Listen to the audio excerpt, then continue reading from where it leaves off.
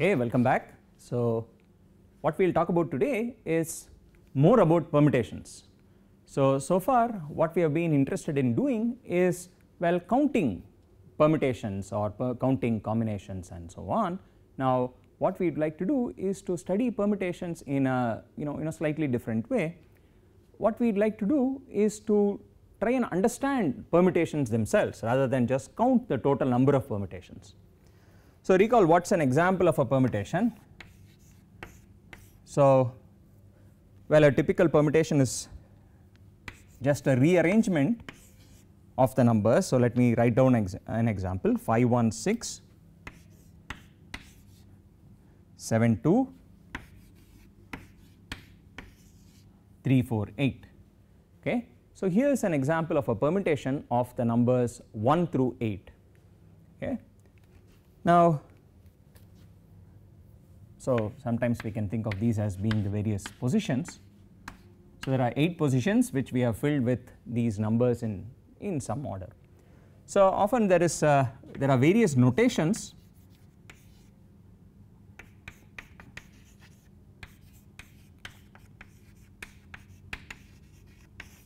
which make it somewhat easier to think about permutations. So one of them is what is called the 2-line notation. So a 2-line notation, so this permutation here would be represented as follows. So we think of this first thing here as really being position 1, and the second blank here as being position 2, the third is position 3 and so on. So we think of each of them as being a certain position 5, 6, 7, 8, and then we write down what, so the first line here is the position. So in position 1, position 2, 3, 4. So we first, the top row here, the top line is just the position numbers, and the bottom line is the entry in that position. So for example, in the first position here we have the number 5, the second position has the number 1, 6, 7, 2, 3, 4 and 8. So this notation here is sometimes called the 2-line notation for a permutation. So the thing we wrote out first is often called the 1-line notation, where we do not explicitly write out the positions themselves but only keep track of the numbers in the various positions. So this is another way of representing the same permutation. Now observe, so there is also a pictorial way. You can think of a permutation as really being a function. So what do we mean by that? So imagine I have the set consisting of the numbers 1, 2, 3, 4, 5, 6, 7 and 8. So that is my set. So let me draw it as a set, and a permutation, so let me call this set as S. A permutation can be thought of as giving you a function from the set S to itself. So I have the set S to the set S.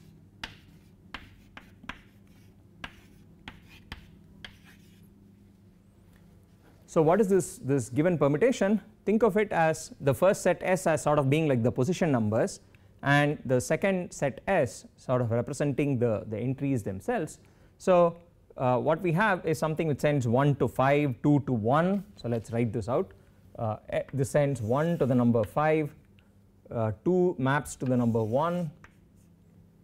So this function sends 3 to 6, 4 to 7,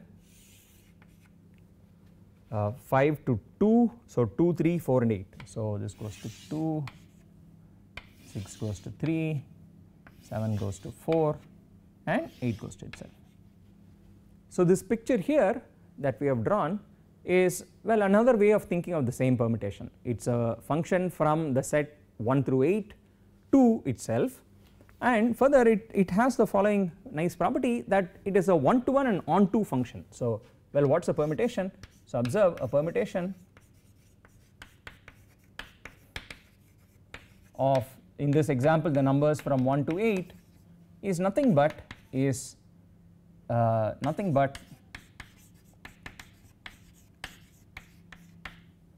function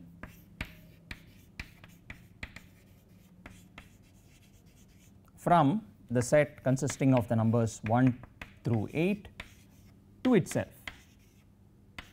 So let me, from, it is a function from 1, 2, 3, 4, 5, 6, 7, 8 to itself, but it is more, it is in fact a one-to-one and onto function.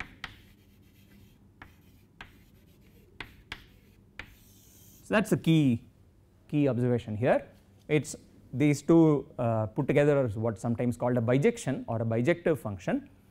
One-to-one of course means that two different elements of S here don't map to the same element. So everything maps to different elements, and onto means that every single element in S here has something which maps to it. Okay, so it is sometimes called a one-to-one correspondence. Everything here maps to different things there, and everything there does get mapped from something. Okay, so it's a one-to-one and onto function, and so sometimes such diagrams are nice to have. Now one of the simplest examples of a permutation in general is what's called a cycle. So what's an example of a cycle? So let's assume we have the numbers 1, 2, 3, 4. So here's an example of a cycle 2, 3, 4, 1. So what is this? So this is the one line notation. So now I've written this out in one line notation. The same thing in two line notation would be the following. So I have 4 positions. So I have 1, 2, 3, 4. Those are the 4 position numbers. And position 1 maps to 2. In position 2 I have 3. In 3 I have 4, and 4 I have 1. Right? It's the same permutation in two line notation. And so again you could also think of it in terms of the function. So what is it from the function point of view? So I have a diagram as I did before. I have 1, 2, 3, 4, the set 1, 2, 3, 4. So here 1 goes to 2, goes to 3, 3 goes to 4, and 4 maps to 1.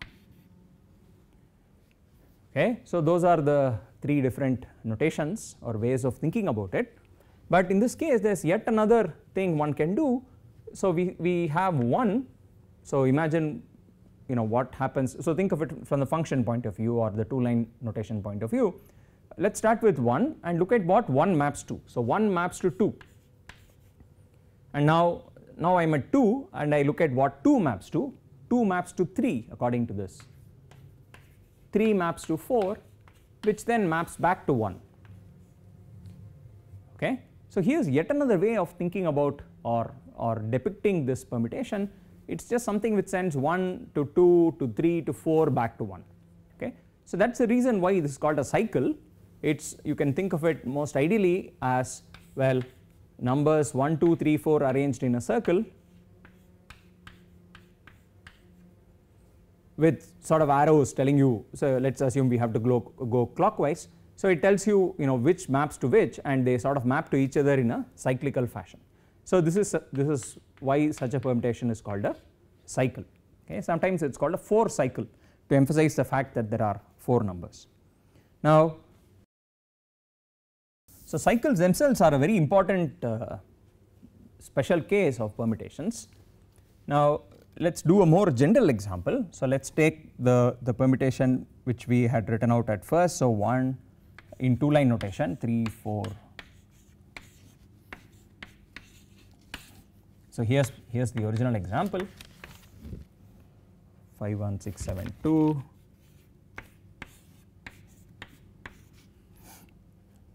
3, 4, 8. And so this was the two line notation. So let's give this permutation a name. Let's call it pi. Okay, the permutation pi does this. Now let's try and think of this in terms of cycles. Okay, so what does that mean? Let's start with the number 1. So we start with the number 1. So that's this guy, and look at what it goes to. So 1 maps to 5. So I write it in the same way. I have 1 mapping to 5. Now, well, what's next? Now that I am sort of at 5, I look at what 5 maps to under this permutation.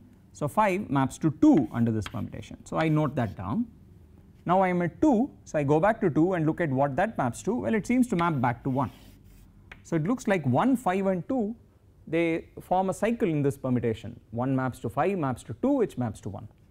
Okay, so that takes care of these 3 numbers. 1, 2 and 5 are taken care of. They form part of the cycle. So let's keep going. Let's look at the next number that's not in the list, which is a 3. So I write down a 3 and see what a 3 goes to. 3 goes to a 6. but then the 6 maps back to a 3. So it seems as if I have the following: 3 goes to a 6, the 6 maps back to 3. Okay, so I am also done with these two numbers, 3 and 6. Now I will look at 4, 7 and 8. I look at 4, which maps to 7, 7 maps back to 4. So I again have 4 maps to 7, maps to 4, and 8, so the last guy here, seems to map back to itself. Okay. Now this picture that I have drawn here is not that of a single cycle, but rather of 4 different cycles. Okay. So I have here a cycle of length 3. So let's keep track of the lengths of the cycles. Here I have a cycle which has 3 numbers, so I will call that a cycle of length 3. This guy here is a cycle of length 2. This guy here is a cycle of length 2, and the last guy is a cycle of length 1. So cycle of length 1 just means it's something which maps back to itself under the permutation. So now what we have done is the following: we have looked at these 8 numbers, we have looked at a permutation of these 8 numbers, and we have what we would call decomposed it into cycles. So this permutation really is composed of, well, there is a 3 cycle, there is a 2 cycle, another 2 cycle, and a 1 cycle. These 4 cycles put together give you back this permutation. So sometimes this way of decomposing is called the cycle decomposition, and so we often have yet another notation for this. So this is called the cycle decomposition.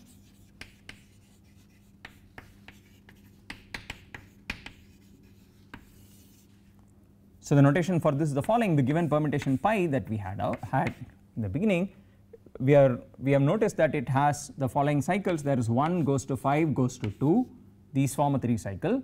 So we write this within brackets. This is to be interpreted as, well, this is just 1 maps to 5 maps to 2. This is just another way of writing it without having to write circles and so on. Now I have 3, 6, which is shorthand for 3 maps to 6 maps to 3, and I have 4, 7 and 8. So this is again shorthand for 4 maps to 7, and this is just 8 maps to itself. Okay. So this notation upstairs is just what's called the cycle decomposition of the given permutation, and the cycle structure or cycle type. So sometimes there are 2 words for this. Sometimes we call it the cycle structure of pi or the cycle type of pi is the following. It's the, you just keep track of the lengths of the cycles. So for example here there is a 3 cycle, and there is a 2 cycle, and another 2 cycle, and a 1 cycle. So we would often say that the cycle structure of pi is just the list. So what is a cycle structure? It is a list of numbers arranged in descending order. Okay, so there is, we don't really want to know the order of this. So we wouldn't want to say the cycle structure is, say, 2 plus 3 plus 2 plus 1 and so on. We are only interested in knowing what are the various lengths which appear. So we just arrange them in descending order. So we have 3, 2, 2, 1, and notice that the sum of all these numbers must always be 8, because that's the number of numbers in all, right? The total number of numbers is 8. So of course the sum of lengths of all the cycles that you get had better be 8. So 3, 2, 2 and 1 would have to add up to 8. So observe that the cycle structure always has this property, the cycle type, and so sometimes we call this, well, this is usually what's called a partition of 8.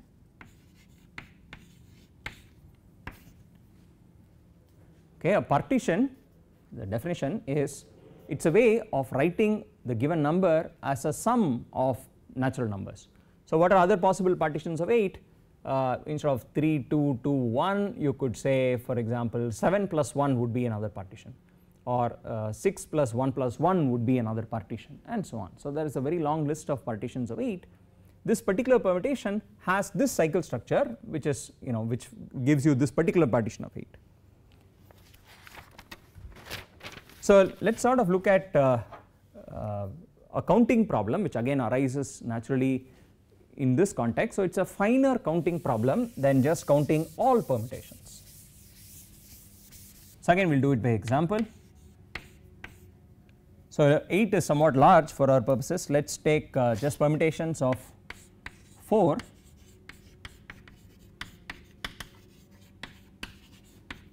So I am going to look at permutations of the numbers 1, 2, 3 and 4.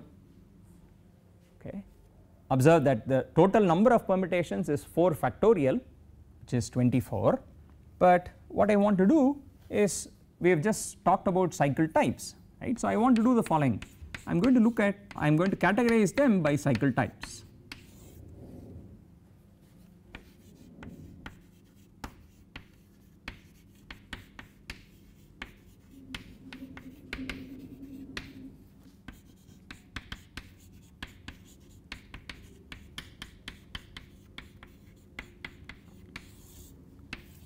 So I am going to make a table which has cycle types on the one hand and the number of permutations with that cycle type on the other column. So for example, what do I mean? So let me look at the following. Let me look at permutations whose cycle type is 3, 1. Okay. So I'm going to do the full list, but let me start with this. I'm going to look at permutations whose cycle type is 3, 1. So what do I mean by that? So notice that when you say cycle type is 3 and 1, what it means is I am looking for a permutation of 1, 2, 3 and 4 in which there is a 3 cycle. For instance, 1 maps to 2 maps to 3 back to 1 and 4 maps to itself. Here is an example of a permutation whose cycle structure is 3, 1, right. And well, what are other examples? So basically I need to have a 3 cycle and I need to have a 1 cycle. So how do I write down other examples? Well, first let us choose what goes into the 1 cycle, that is the easiest thing to do. So instead of 4 I could pick some other number. Let me make 3 as the element which is in the 1 cycle. Then the numbers in the 3 cycle are determined. So 3 is already done. So I need to look at the numbers 1, 2 and 4. So I have the numbers 1, 2 and 4, and how many different 3 cycles can I form with those? So for instance, I could arrange them as 1 going to 2 going to 4, or I could arrange them as 1 going to 4 going to 2.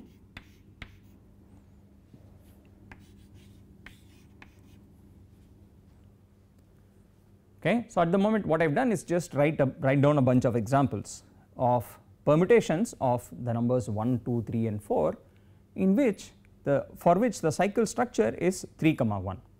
Okay.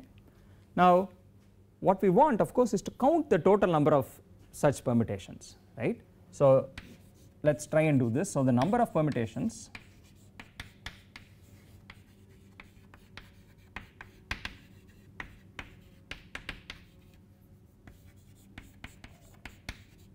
with cycle type 3, 1. How do I try and count this? Okay. So here's the idea. We have already used it when trying to write down examples of such permutations. First we pick the number which goes into the 1 cycle. Okay. So first we, out of these 4 numbers, we choose one number. So that's 4C1 ways of choosing one number. And what does this 4C1 represent? This is the number of choices for the entry which goes into the 1 cycle. So here we have just choose entry for the 1 cycle. Okay, so that is 4C1 choices. Having done that, what are we left with? We are left with 3 numbers, right? Whatever, that one number is gone and we have 3 numbers. For instance, here we had the numbers 1, 2 and 4. Now there still remains the issue of arranging those 3 numbers into a circle. Okay. So what we still need to do is the following. We need to figure out how many ways are there of arranging, say, these 3 numbers in a circle, or more generally, here's a problem that will come up when we want to do this. Find the number of ways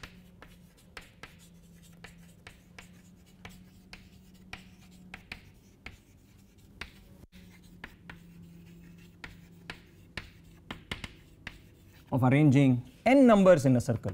Let us say the numbers 1 to n in a circle.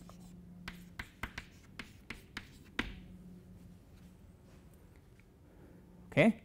So observe, here's the thing that for instance I have the arrangement 1 going to 2 going to 3 going to n going to 1.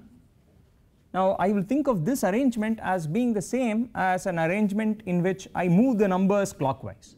So when I say I want to only arrange them in a circle, what I mean is that I only want to look at the relative positions. What matters is only what's to the right of the 1 and what's to the left of the 1, not so much not so much where 1 is sitting. So for instance this arrangement here I will think of as being the same as the arrangement in which everything is rotated say by 1 unit, say the n comes to the top and the 1, the 2 and so on. This arrangement is the same as the arrangement in which the 1 is sort of at the head of a table. Okay. So now this is the usual thing of circular permutations. So how do we count this number? So the key idea is, since we don't really mind rotating all of them by some unit, here's what we will do. We will fix once and for all somebody in the head of the table. So when you have a circular table like this, think of this, the head of the table, this position, as being fixed, because I can always assume that 1, for instance the number 1 occurs at the head of the table. And why could I do this? Because since I don't care about rotating them all, I could easily rotate. If 1 isn't at the head, I would rotate it sufficiently so as to bring 1 to the head of the table. Okay. Now once you have done that, the remaining n minus 1 numbers, you permute them in all possible ways. So the number of ways of arranging the numbers 1 to n in a circle is in fact equal to the number of ways of, so we do the following: we fix the number 1 at the head of the table, meaning in say this top position,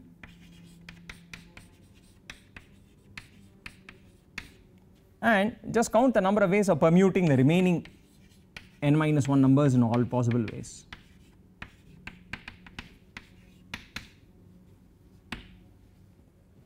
Sorry, the numbers 2 through n. So you permute these in every possible way, and since there are only n minus 1 of these, the total number of ways of doing this is only n minus 1 factorial. Okay. So this is what we usually call circular permutations. So we are only interested in their relative positions, and the number of such configurations is in fact n minus 1 factorial. So coming back to this problem here, we have chosen the entry which goes into the 1 cycle. What's left is 3 numbers, and those 3 numbers must be arranged in a circle, and the number of ways of doing it, as we just saw, is 3 minus 1 factorial. So it's 4 choose 1 times n minus 1 factorial, where n is 3. So what is this? This is just the number of circular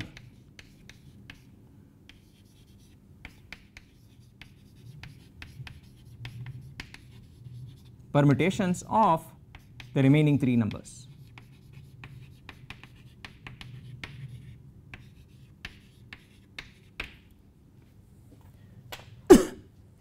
Okay. So we have managed to solve this counting problem. The total number of choices would therefore be 4 choose 1 is 4, and 3 minus 1 factorial is 2, so it's 4 into 2, which is 8. Okay. So the number of permutations of cycle type 3(1) is in fact 8. Now of course one wants to do it for every other cycle type as well. So observe, as we said, a cycle type would always be a partition of 4. So you could have a 3 cycle and a 1 cycle, or you could just have a 4 cycle, or you could have a 2 cycle and a 2 cycle, you could have a 2 cycle and 2 1 cycles, or you could just have all 1 cycles. Okay. So you could have, these are the various possible cycle types, and so I will just partially complete this table. So if you have, so for instance let us count how many permutations would have cycle type 4. Okay. To have cycle type 4 just means how many 4 cycles are there, how many ways are there of arranging the numbers 1, 2, 3 and 4 in a circle, and we have already solved that problem. It is 4 minus 1 factorial, so it is 3 factorial, which is 6.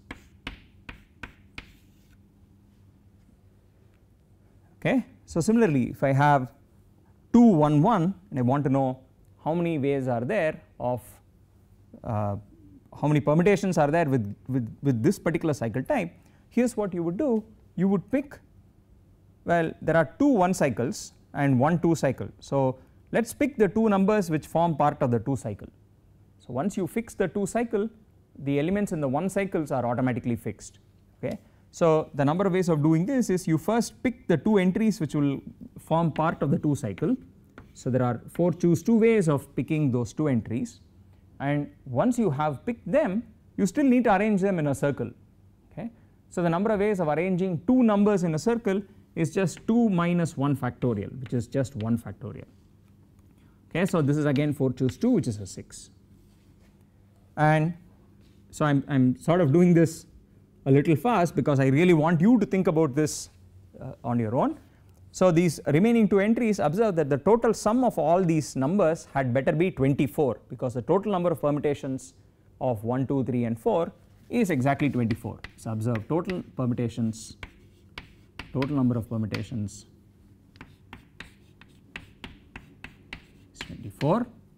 So here I have 6 8 6, and let me just fill these remaining 2 numbers, and you should work these out to see that you get exactly these numbers. This is a 3 and the last one is a 1. Okay, so a 6 8 3 6 1, let us check, it is 24, that is 14 plus 3 17 23 24. Okay. So these are the various numbers of permutations of various cycle types. So observe, this is a somewhat finer counting of the set of permutations. The total number is just counted very easily, it is 4 factorial, but when you want to get a finer idea of how many have cycle type 4, how many have cycle type 3 and 1 or 2 2 and so on, then you need to sort of use these ideas of circular permutations and first choosing the entries and things like that. Okay. So it is a slightly more sophisticated counting problem which brings in many of the techniques we have looked at so far. Okay. So next time we will do a little bit more about permutations specifically related to cycle types and the notion of sign of a permutation.